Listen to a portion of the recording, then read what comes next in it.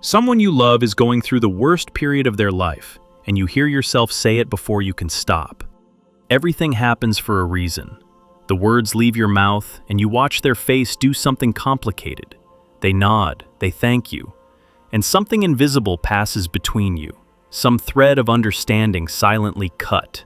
Because they know, and you know, that you didn't mean it the way it came out. You meant it as comfort. They received it as dismissal.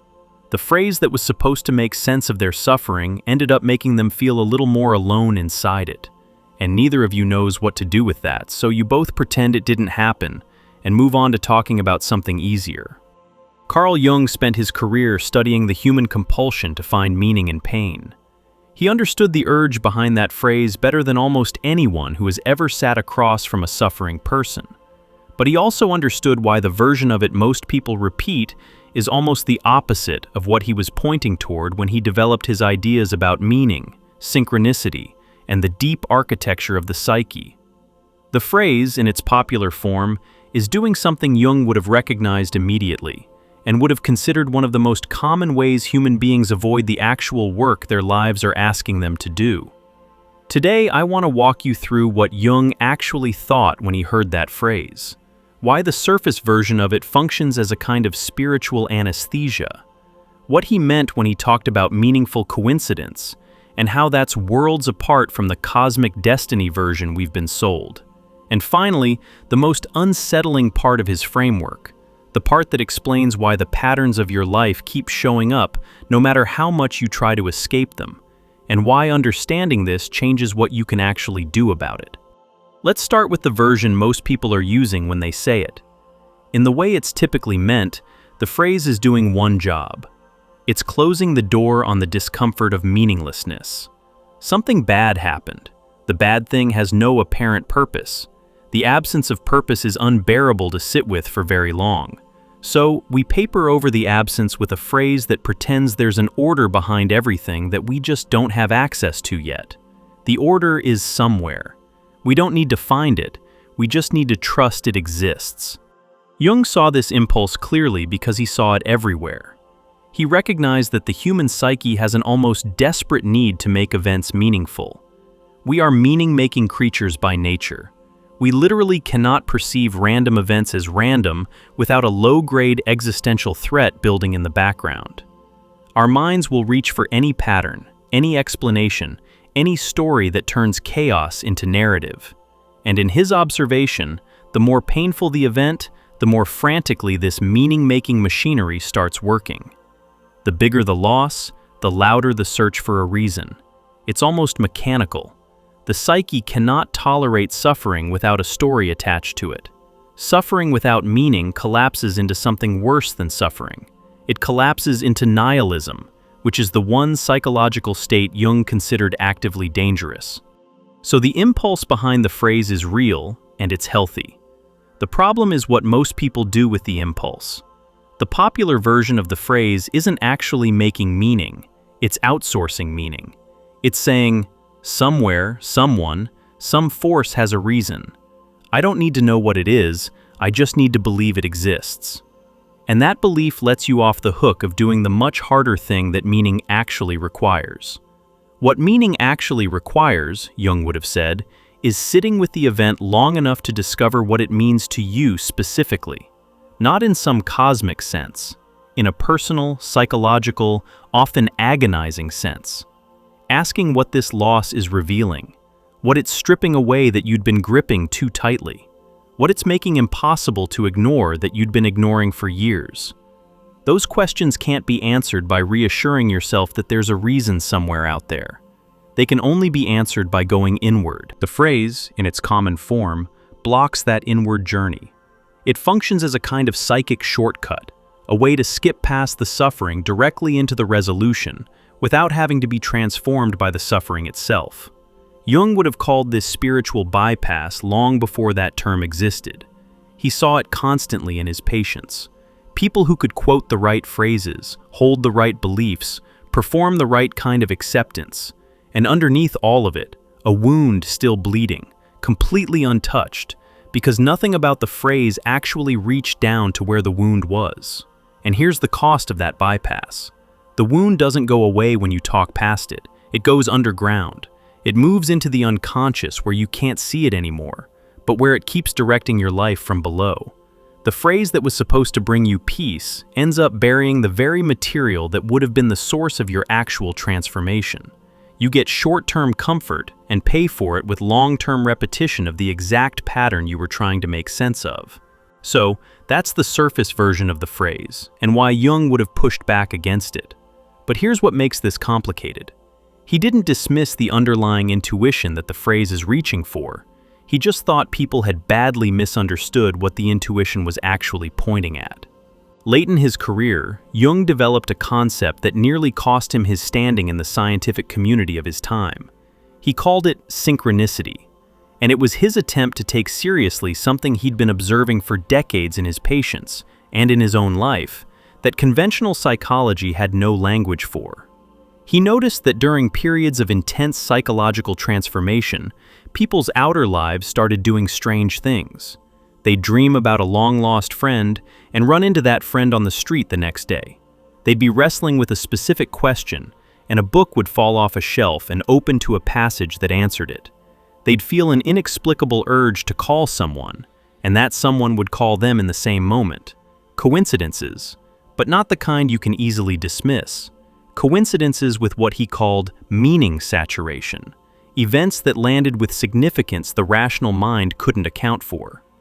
For years, he tried to make sense of these reports through the lens of probability and chance. Some of them clearly were chance, but others kept presenting themselves with a quality of significance, of pattern, of personal address, that the chance explanation couldn't quite cover. And eventually he proposed something radical. He suggested that during periods of deep psychological work, when the unconscious is active, when the psyche is reorganizing itself, the boundary between inner experience and outer experience becomes thinner. The patterns moving inside a person start showing up in the world around them. This wasn't because the universe was sending personalized messages in the literal way the popular phrase suggests. It was because there's some deeper connection between psyche and world that becomes visible during these threshold moments, a connection that's always there, but normally invisible to the analytical mind. The world doesn't change, the perception does. And what gets perceived during these periods is the underlying weave that's been there all along. This is what he actually meant when he talked about meaningful events. He wasn't saying every car accident has a cosmic purpose written into the fabric of reality. He was saying that the human psyche, when it's awake, perceives connections between events that aren't visible to people whose psyches are still asleep. Those connections aren't fantasies. They're real. They're just not causal in the way science had been trained to think about causation. They're meaningful in a way that runs alongside causation rather than replacing it. The popular phrase flattens all of this into something far less interesting. It turns Jung's careful observation about the psyche's perceptive capacity into a vague cosmic narrative where everything is being orchestrated by some unnamed intelligence for your eventual good. And that flattening loses what was actually powerful about his idea. What's powerful is the suggestion that you are not just receiving life passively. Your psychological state is shaping what you notice, what you encounter, what becomes significant to you. The synchronicities people experience during transformation aren't gifts from outside. They're evidence that the inside has finally woken up enough to perceive what was always there. The events haven't started happening. The capacity to recognize them has finally come online. This is a radically different idea than the one being smuggled into the popular phrase. The popular phrase makes you passive. Jung's framework makes you participatory. The popular phrase says the universe is doing something to you. Jung's framework says your psyche is finally waking up enough to participate in something that's been ongoing the whole time. And once you take this seriously, once you understand that your inner state is shaping your outer experience in ways you can't fully track, you have to confront something most people would rather not look at. Here is where Jung's framework gets genuinely uncomfortable. The pattern you keep finding yourself in, the kind of relationship that keeps showing up, the same betrayal in a different uniform, the conflict at work that looks identical to the conflict at the last job, and the one before that, and the one before that. Jung would not say this is happening to you. he would say something more disturbing. He would say you are participating in the construction of it, not consciously. That's the part nobody wants to hear. The patterns that look like fate are often the work of the parts of yourself you've refused to look at. The shadow material that runs the show from underneath while your conscious mind insists it's at the wheel and has no idea why the same events keep arriving with such cruel regularity. Picture someone who keeps ending up in relationships with emotionally unavailable people. They've had the same dynamic 4 times now. Different partners, different circumstances, same essential structure. Each one started with hope. Each one ended with that specific kind of exhaustion that comes from trying to convince someone to be present who was never going to be present. And every time it ends, they tell themselves the same story. They have terrible luck. They're cursed in love. They keep attracting the wrong type. The universe seems to have it in for them in this particular way. From inside their conscious experience, this is genuinely how it feels. They didn't choose this. It happened to them. The phrase would land for them as comfort. Everything happens for a reason. The right person is coming. This is preparing you. And they would accept it gratefully because the alternative is unbearable. But Jung would look at this pattern and ask different questions. He'd want to know what part of them found emotional unavailability familiar. What it was about being in pursuit of someone who couldn't fully meet them that felt, on some level, like coming home. What they would have to feel, what they would have to face about themselves, if they were actually loved fully and consistently by someone who could meet them where they are. These questions are unbearable because they suggest the answer isn't somewhere out in the dating pool. It's somewhere inside the person asking. The wound they keep running into in the world is the wound they're carrying. The thread they keep tripping over is one they laid down themselves, decades ago, in conditions they didn't choose, but in circumstances that shaped them anyway. This is what Jung meant when he said that until you make the unconscious conscious, it will direct your life, and you will call it fate. That line gets quoted so often it's lost its teeth. But sit with what it's actually claiming. He's saying that the entire category of fate, the entire bucket of events you experience as happening to you from outside, is largely the unconscious operating through you and arranging your circumstances to match its existing patterns. The reason your life keeps producing the same kinds of events isn't cosmic, it's psychological. And it's not somewhere out there in the universe waiting to comfort you. It's somewhere inside you, waiting to be looked at. If you're hearing this and feeling that uncomfortable recognition, that sense of, yes, I know there's something I keep doing, I just can't see it clearly from inside it, that's the place where the real work actually begins. We put together a guide called True Self-Discovery for exactly this kind of moment. 24 reflection exercises rooted in Jung's framework, built to help you trace the threads you've been calling fate back to where they actually started. The link is below if this is the work you're ready to do.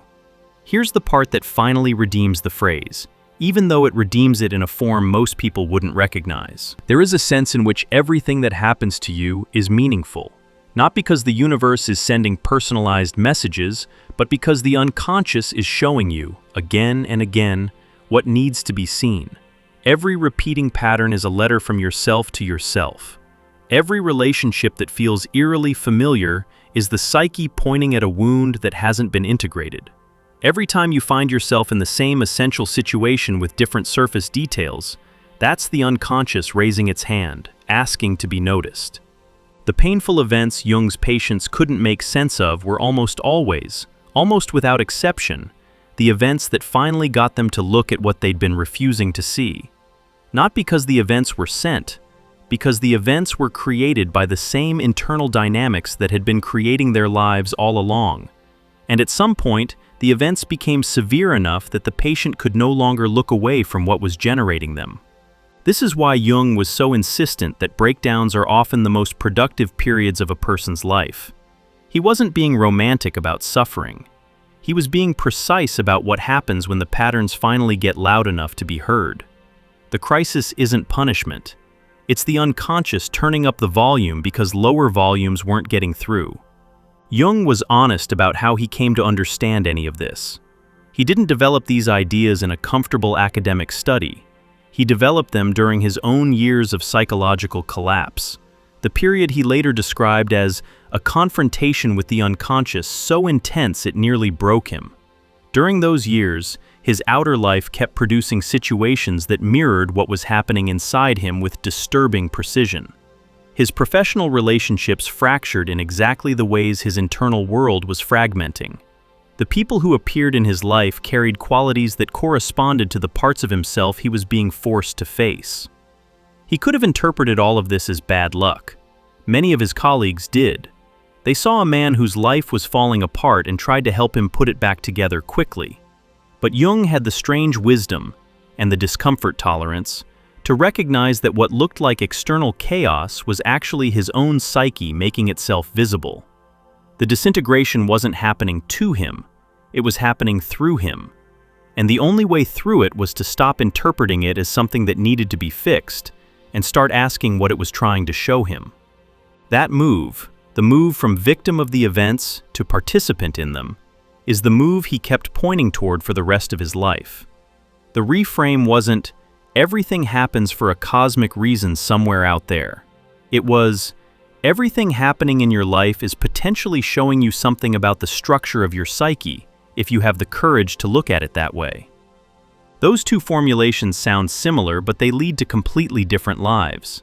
The first gives comfort without responsibility. The second gives meaning, but only if you're willing to take responsibility for participating in your own life rather than just receiving it. The first lets you stay asleep. The second wakes you up. And Jung was clear that waking up isn't something everyone actually wants, no matter what they say in the abstract. Most people, when given the actual choice between staying asleep and waking up, choose to stay asleep. They just want sleep with better dreams. They want the comfort of the phrase without the demand of the framework underneath it. They want to be told that everything has a reason without having to do the work of finding out what that reason actually is. And the spiritual marketplace has happily met that demand for decades, producing endless variations of the platitude while leaving the underlying patterns completely unexamined. This is why so many people can spend 20 years on a spiritual path and end up in the same relationship dynamics they started with. The path was designed to soothe them, not to wake them up. It gave them the phrases. It withheld the work. So what do you do with this when you're sitting with something painful? When the loss is fresh and someone has just said the phrase to you, and the comfort it was supposed to offer hasn't landed, and you can't figure out why something in you keeps resisting the consolation everyone keeps offering. You can do something Jung would have considered far more useful than reaching for the phrase yourself. You can ask different questions of what's happening, not why is this happening to me? That question keeps you positioned as a recipient of forces outside your control. But what is this asking me to see? What is this stripping away that I've been gripping too tightly? What pattern am I in that I haven't been able to look at from inside the pattern? What part of me, until now, has been running the show without my knowing it was running anything? These questions don't make the pain go away. Jung wouldn't have promised that anyway. He understood pain too well to pretend it could be philosophized into resolution. But these questions transform the pain into something productive. They turn a meaningless event into raw material for your own development. They allow the worst thing that's ever happened to you to become the doorway through which you finally meet yourself. This is the version of the phrase Jung might have endorsed if you pinned him down and made him give a version. Not that everything has a reason in some pre-written cosmic sense, but that everything has the potential to become reason-bearing if you engage with it honestly. The meaning isn't waiting in the event, it's waiting in what you do with the event. Whether your life ends up feeling meaningful depends almost entirely on whether you're willing to do the inner work that meaning actually requires. The thread you keep tripping over, the one you've called fate, called luck, called bad timing or bad people or the universe being against you, that thread runs back somewhere. It runs back to a wound, a pattern, a survival strategy you developed before you had language for it. And the events of your adult life have been pulling on that thread in different ways for as long as you've been alive, trying to get you to follow it back to its source.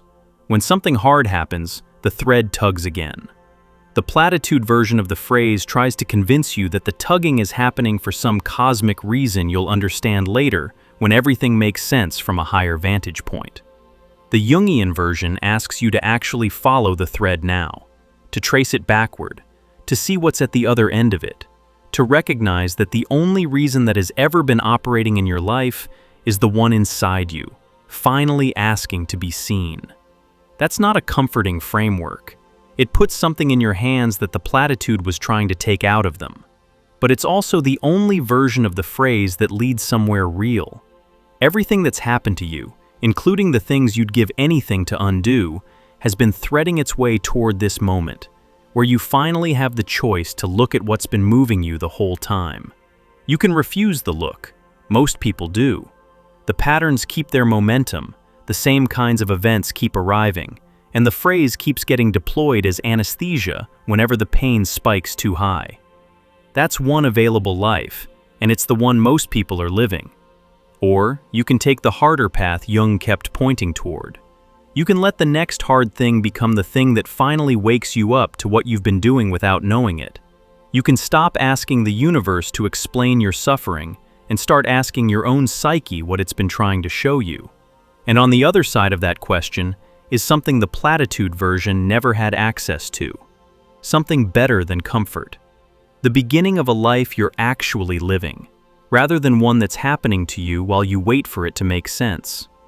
That's the reframe. The phrase, in the form everyone uses it, points at the wrong sky.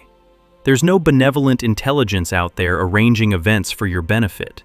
There's something far stranger and more powerful, a psyche inside you that's been speaking the language of your circumstances for as long as you've been alive, hoping you'll eventually learn to read it. And whether you ever do is, in the end, the only real question your life is actually asking you. If you're ready to start reading what your psyche has been writing, if you can feel that there's a pattern you've been inside for a long time and you're finally ready to see it clearly, our guide, True Self-Discovery, walks you through 24 reflection exercises rooted in Jung's framework, built to help you trace those threads back to where they began. The link is right below.